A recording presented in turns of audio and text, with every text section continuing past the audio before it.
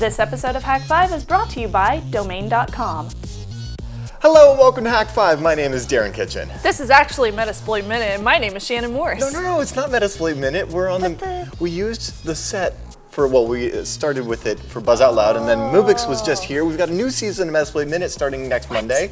I missed so much. Yes. Well, you left us. You left us. I felt so alone. I didn't mean to. It wasn't my choice. Yeah? I was dragged away. Where did you go? Kicking and screaming. I went to a place called St. Martin. It's in the Virgin Islands. Really cool place. It's called the Friendly Island, and half of it's Dutch and half of it's French, and there's good food and good drinks. Okay. Well, and you learned some say. French? Oui. Okay, and you got That's all I know. You got a tan, obviously. I got a tan. She's not even wearing pants anymore. I'm not wearing any pants. Yeah. So we should probably try some of these. Yes. Thank you So this is my gift from a not so much fan. Ah, okay. It's St. Martin Island liqueur. Hey, Paul, come over here and get one of these. Guava berry. Yeah, yes. good stuff. I'm gonna have the guava berry. I don't know if you can drink the whole thing. Yeah? But yeah, because it's pretty strong. We actually had a bunch of these. We called them guava berry coladas. And you just mix them. You make them into little frozen beverages. But yeah, they taste really good. Just drink them straight? You're not supposed to. That is You're supposed to mix it. Okay, because that does not taste like cough syrup at all. They're really strong. They're really strong. So you mix them. You make little mixed drinks with them. So we had some called rum runners, some called guava berry coladas, and it's this big thing on the island. Like they all make them, and there's this like super touristy place that you can buy them all from. I even got honey made out of this stuff. It's delicious. Well, thank you for bringing the shots to the show again. Yay, shots! I'm gonna try to wash it down with the Club Mate. Okay, I'll drink my green tea. This is a very Club Mate infused episode. In fact, I'm just rearing to go. I'm very excited. I am too. I'm so excited. I found all sorts of fun things to talk about. Yeah, so it seems that we both kind of came together at the same time with very similar ideas. So it kind of works. Your mind. Really? Yeah. Well, okay. Sorry. All right. So we're going to silent. be talking about browser extensions. We're going to be talking about network management tools. We're going to be talking about ways that you can make the most out of your bandwidth and ways that you can stay safe online, or at least know when people are trying to keep tabs on you. So why don't you start us off, Shannon? Okay, I will. So you're probably familiar with this thing called pixel image tracking or pixel tracking or tracking pixels. Right, because everybody is like, oh, disable cookies because I'm being tracked with cookies. But, ultimately, every connection you make is, well, it goes back to you as the source, right? Unless you're running everything through an anonymization service like I2P or Tor, then don't expect all of your traffic to be anonymous. Yeah, exactly. in which case, even just a pixel, a 1 pixel by 1 pixel image, or really any resource your computer loads for that matter. It's a 1-by-1 image that you can put on websites, or in this example, you put them in little emails, and it'll basically track whatever you click. So there's a whole bunch of like marketers and advertisers, PR companies will use this as along with like merchants, to figure out what will best sell to you as a consumer, but some people will also use it just for their own reasons as well. Right, so, I guess the usage in the context of email is if you load the email, if you open it up, and that then pulls the resource from the server, because it's not a 1 pixel, a 1-by-1 pixel image that's as an attachment to the email. It's a 1-by-1 pixel that's like, it's linked to an external resource. So if you can watch that external resource and say, has this image been pulled, and there's a unique image for every unique email, then you can tell whether the email has been opened or not. So luckily Gmail, or actually Google.com, they have this whole website that's basically dedicated to what pixel tracking is, and they talk about how it's set up and some examples of how you might find it in whatever content or creativity thing that you're looking at. So it gives a pretty good example of what you can find if you're looking into the code for the different emails that you're looking at. But there's a whole bunch of different websites that use this, a whole bunch of different companies. Yesware.com is one. They sell like a free plan if you want to track 100 emails per month. Banana Tag and Streak. Streak is the one that I've heard of before because I had done a review of it before. So all three of these are companies that will basically sell this ability to track to other, merchants, PR people, and whatsoever.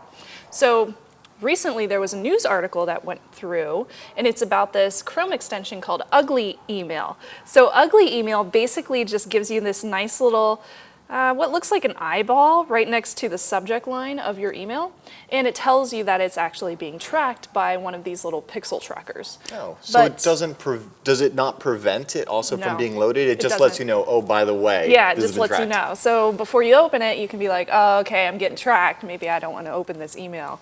So there's another one. I did some more research and I found out there's another email extension, and this one's called Pixel Block. This one actually worked really well for me because it's supposed to block those pixels from tracking you. So they say that it blocks people from tracking when you open and read their emails specifically. And when I tested this in my own emails, so I went over to my Shannon at Hak5.org, I noticed that there's a little red eyeball that shows up and it tells me that I'm being tracked. If you click on that, it'll tell you how many trackers are in the email and how many pixel trackers, and then the source.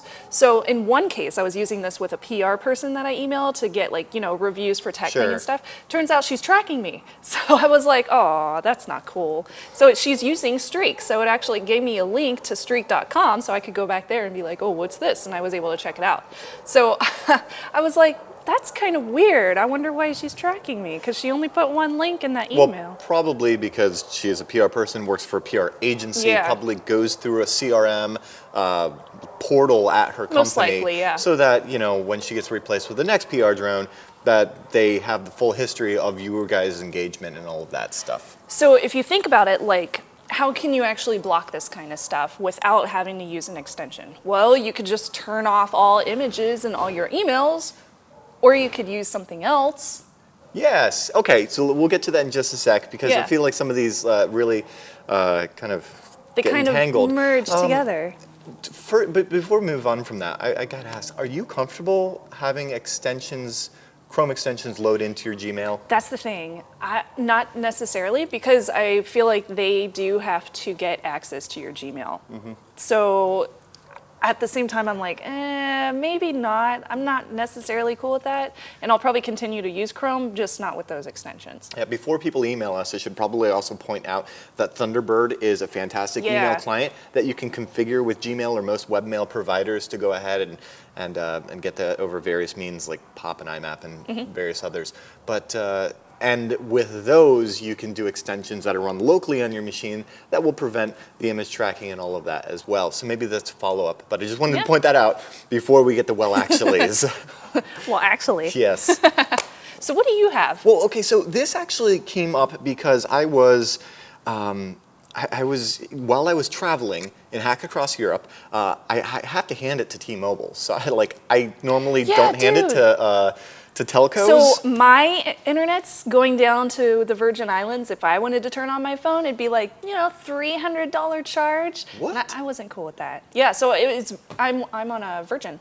Oh. Or not Virgin, what's it called? Verizon. Oh, okay. Yeah. Yeah. So I was like, I'll just turn it off for the week. Which is probably Anyway, good. I hate giving props to a telco, but T-Mobile did it well where, to give you an example, the Hack Across Europe I did in 2013, 5 countries, 6 SIM cards. Wow. That's not cool. No, that's not. And, it's not too difficult to go into a store and say, "Wo ist die SIM-Karte?" and get a MediaCom or Right, Kongstar Wo or ist die whatever. SIM-Karte? Yeah, it makes it. My French isn't good, so I didn't do very well in Geneva. But anyway, it's a real pain. Yeah. T-Mobile made it easy in that international roaming for U.S. customers, it's no big deal in Europe. Every time you land, you get a text message, and this is because actually EU legislation is so great. You get a text that says, "Here are the rates." What? Right?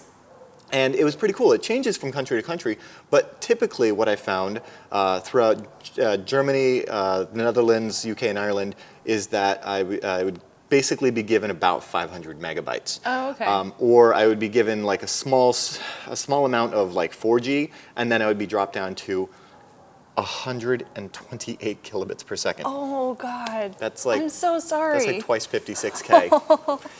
That hurts. Yeah, That a little bit. really hurts.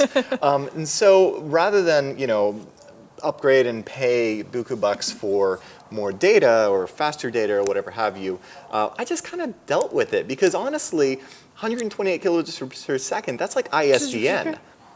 Sorry, it's the rum.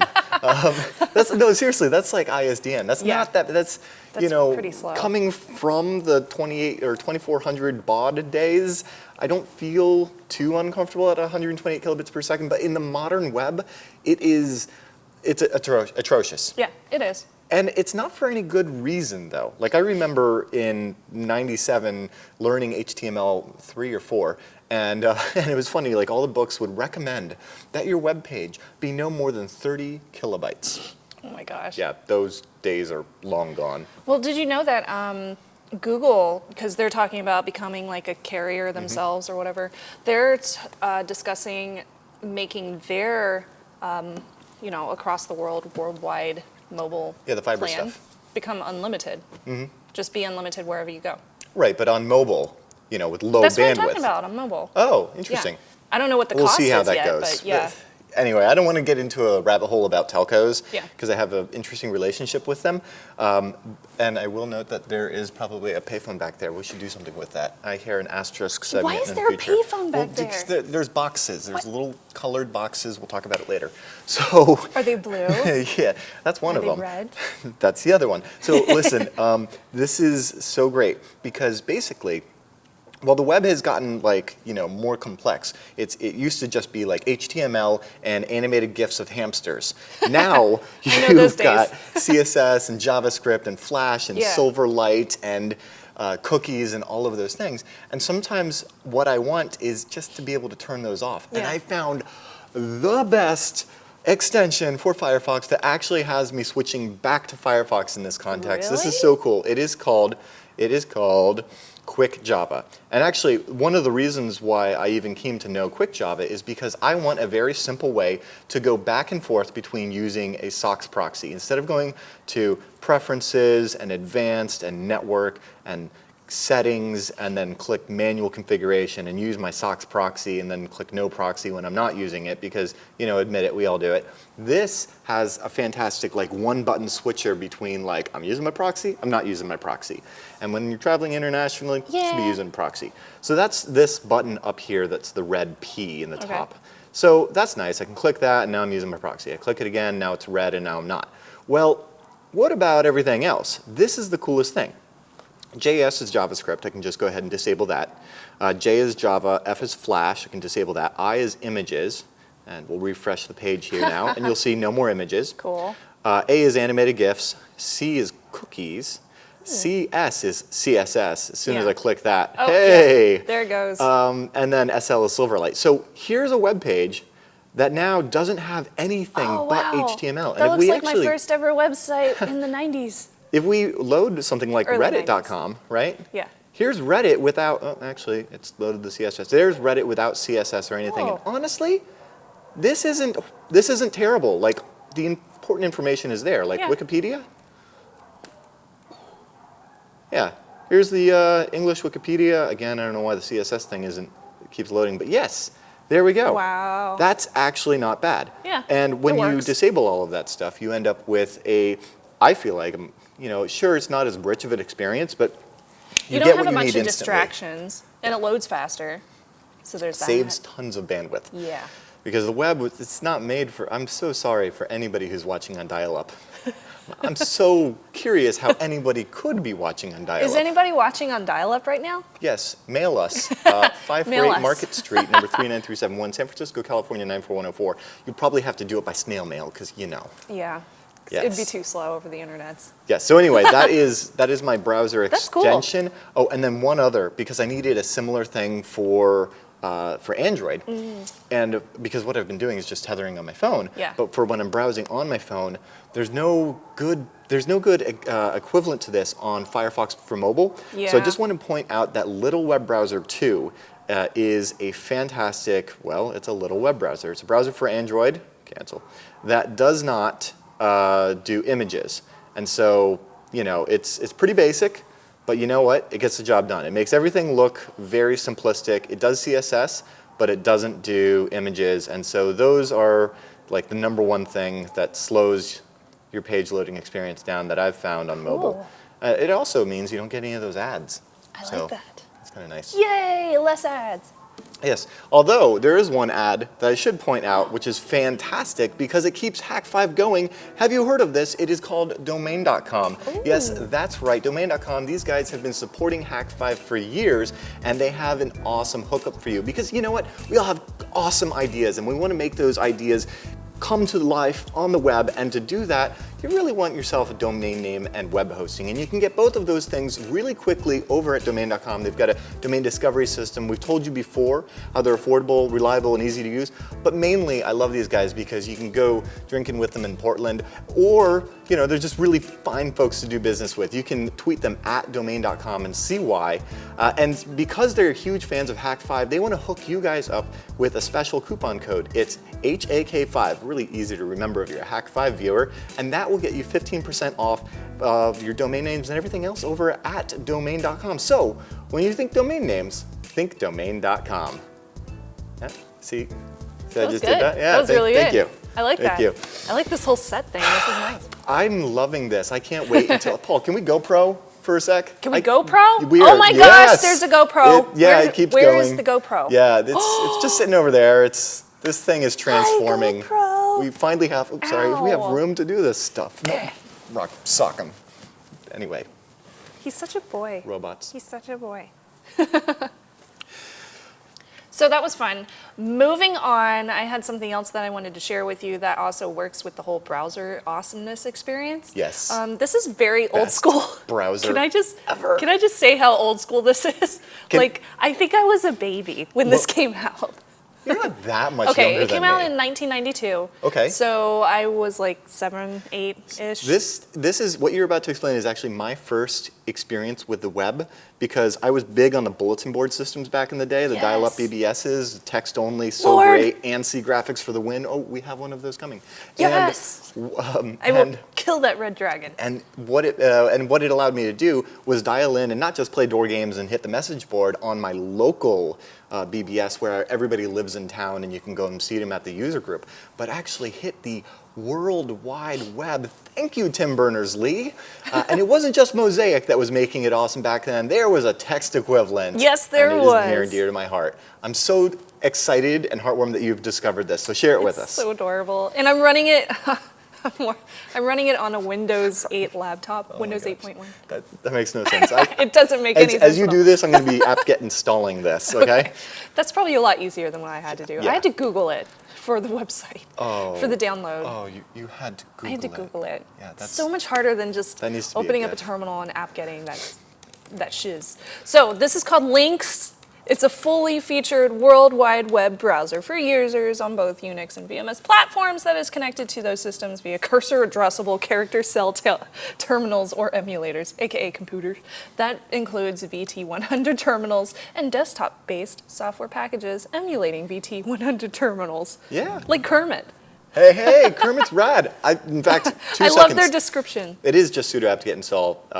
You already got it? Links. Yeah, if you're on Debian and it's in that your repo. looks so much better than mine. Hit G to go, and I want to go to Yahoo. No, Lycos, because we are using a 90s browser. So let's go to do we want to use cookies? No, V, never. Oh goodness. So yeah, can I show you what this looks like on my computer? So it's not as pretty. I actually like yours with the black background, but it looks pretty much the same. Pretty easy to use. If you hit H, you go to the help guide right here, and you can use your up and down arrow keys to get around. This is a website. And then if you want to click on something, you just hit enter. So I can hit about links and then read about links. If I hit key, that will automatically take me to the keystroke mapping. So I can go up and down through this and look at all the different options that I have as far as getting around on the internet. Right, because don't try clicking on anything here. So that was the first It's thing I not did. gonna work. I was like, my mouse isn't working. I don't know what this. What is this a mouse? thing? PS2 ports haven't been invented yet. Or I guess they had. Why It was can't I 91, use but my still. scroll? I don't understand this. I don't understand it at all. So if I want to go somewhere, I hit G to go, and then I can type in, let's just do 4 W's, google.com. So it takes me to Google. And then if there's cookies on a website, it'll ask you if you want to use the cookies, if you want to share those, or you can just say never, always, whatever you want. So I just hit never use my cookies. And then if I want to search something, I have to arrow down, go to that. Let's say I'm going to search for myself. This can be dangerous. Google search. All right. Yeah, that's all pretty normal. Where's my website? Let's see. So if I want to scroll down, I can hit page up, page down. Let's see, page down. Who are these weirdos looking, like searching for Shannon Morse wedding? Check it out. Weird. Techzilla. I'm looking at the Wikipedia article for Techzilla, and you know, this does not look bad. This doesn't look bad at all. I mean, it doesn't. No. Yeah, it doesn't look very bad at all. Let's see. Oh, Shannon Morse Home. That's my website. So it'll tell you that it's loading. It loads in like 2 seconds, and then you can browse my website. So cool. I love it. Yeah, so it's pretty easy to use, and you can actually save different sites if you want to into files if you needed to, or you can print them. So you can use it generally just like a regular browser. In this case, it's just strictly text and with what's links. So epic about that is, since it couldn't handle an image to save its life, or same thing with CSS or JavaScript or Flash or any of that other stuff, it's really low on bandwidth. Yeah. If you just have an SSH session between your phone and your shell, this is kind of perfect. And there's a great way that we can actually see how much bandwidth it's using. You want to check this out? I've got some. Let me cue to quit. And I want to show off some of my favorite. Oh, whatever. We'll get you using Pine in no time. Or Elm. Pine? It's an email client. Oh. We're going to totally convert her into like 1994 snubs. It's going to be so great. Oh, God. You don't want to see 1994 snubs. Okay. So these are my 4 favorite network monitoring tools for Linux. And because sometimes you're just like, well, what's going through the wire? Why is it taking forever to load this page? Or what application is hitting the web? And why do I have an application that's hitting the web when it doesn't need to? Maybe I want to uninstall that. So on Linux, there are some fantastic ones. I'm going to start from kind of the least cool to the most cool. Nmon is really the most simple. Let me sudo nmon. And it's not the most gorgeous thing. In fact, this one will also do CPU. We can take a look at my CPU utilization, or oops, Q is quit, or memory or disks. But if you just hit N, you can see I have a couple of interfaces here. I have an Ethernet interface. I have a wireless interface, obviously loopback, as well as, since I have VMware on here, a couple of VNets. And if I don't know, say tab over to Hak5 in Chrome and start playing this. Hey, that's the Buzz Out Loud reunion. You'll see that lots of packets start going, but this is just real time. Yeah. So it's kind of okay. Let's pause that for a sec. So that's Nmon. It's not the prettiest. What is pretty is iptraf. So iptraf.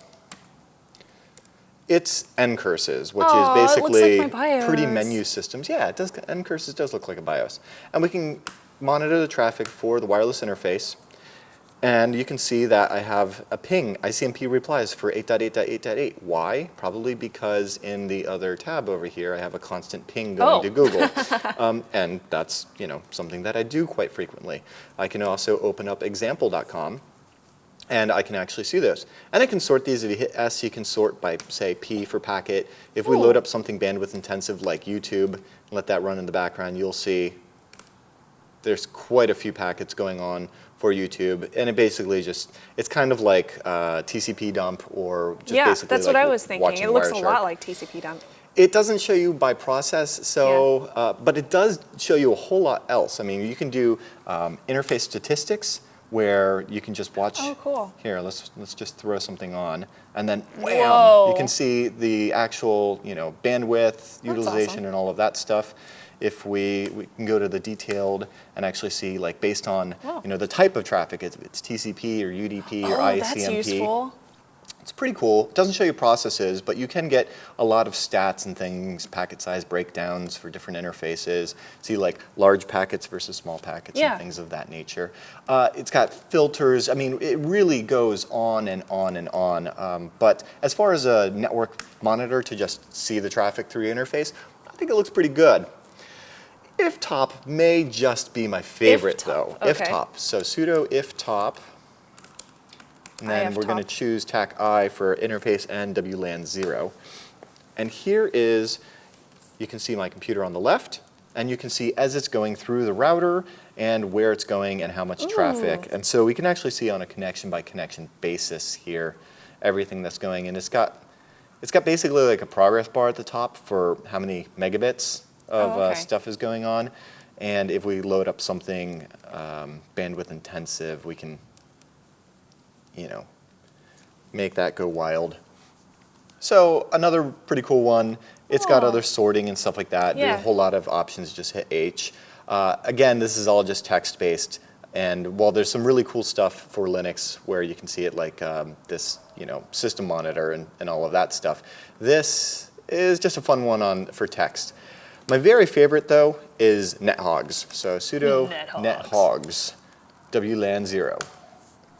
And the reason why I love this is, check this out. We've got Chrome over here playing Mubix, right? And then we've got Firefox over here. We're going to get it to go to zombo.com. This is the best website ever. Notice zombo.com says plugin missing. If I hit, what is it, Flash F up here and refresh the page, hey, now we've got Zombo goodness. And we can actually see, check it out, opt, Google, Chrome. Chrome is, sending and receiving these bytes. Firefox, right there, is sending and receiving those bytes. We've got Dropbox over here. Hey, we've got an SSH session over here. So on a per process basis, I can actually see what applications are using what bandwidth. And then, for example, if I am tethering to my smartphone in a hotel in a random country and I have very limited bandwidth, I may want to notice, like, hey, did I forget to turn off Dropbox? Is it in the background synchronizing files and eating up my data plan and slowing down the rest of my web browsing? Yeah, that totally makes sense. That could be a huge issue if you didn't sign up for a data plan internationally. Yes. I would like to hear what you guys think as far as your favorite tools for not just better web browsing or lightweight web browsing, which is, I guess, kind of the theme here, but also what tools do you use? In fact, cross-platform, because I'm only showing Linux tools here. Do you use links? You can use links on Windows, apparently. You can't watch Hak5 in links, unfortunately. No, you can't. Yeah. But you know where you can watch Hak5? Where can you? hak5.org. We're also on all sorts of RSS feeds, so just search for us and subscribe. Hey, you know what? While you're at hak5.org, you can also click follow and find all the ways to subscribe and find all of the hosts in Hak5 and find all the cool ways that you can get involved with the community. There's chat, there's forums. And in the top right of the toolbar, I think there's a link to the store. That takes you to one of my favorite domains. You know that domain? It's over there. Yes. The domain is over there. Yes. The store domain is literally over there. No, high domain. No, we don't host it in-house. We use a service provider that's PCI compliant and all that stuff. Oh. Did you want to do our PCI compliance for the processing? I didn't think so. Oh, that processing. Yeah, no, I'm talking about the Hack Shop, hakshop.com. It's where you can support us directly. We've got fun announcements coming, so stay tuned to Metasploit Minute on Monday. You'll find that on hak5.org as well. As well as Tech Thing and all the other good stuff on the network. So, yes. Tech Thing is good times. Mm-hmm. They make tech misbehave or behave. I'm not sure who does what. We misbehave. Yes, we break things and then we fix them, and then sometimes we misbehave. Hey, I don't think we've done an episode sitting down since. We haven't. Season 5. There was one episode in the tub chairs. Yeah. That was it. Oh, the tub chairs. That was so terrible. I was not ready for that episode. I was like, Mm-hmm. I looked bad that episode. Well, I mean, we're talking about season 5. You look bad for most of that. Anyway, with all of that said, pour this on your face. No. Okay. I'm Darren Kitchen. I'm Shannon Morris. And we're inviting you to trust your techno lust. And okay, we're done.